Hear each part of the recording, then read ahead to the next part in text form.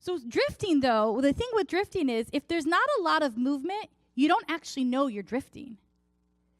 But drifting is always happening.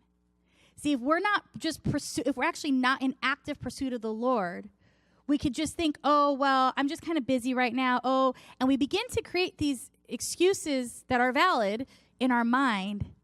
But what we don't realize is unless there's a lot of chaos that's happening, we're actually drifting away from the Lord. We're either moving forward with him, or we're moving backwards, or we can be drifting.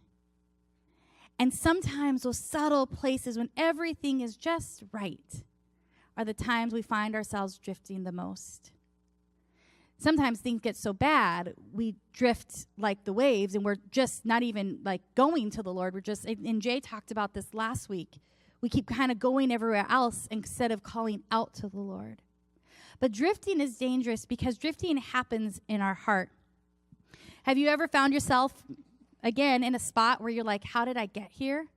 How did, like, my thoughts get here? How did my, like, marriage get here? How did my relationship with my kids get here? How did I get here at work? See, drifting happens subtly in our heart. Judas drifted.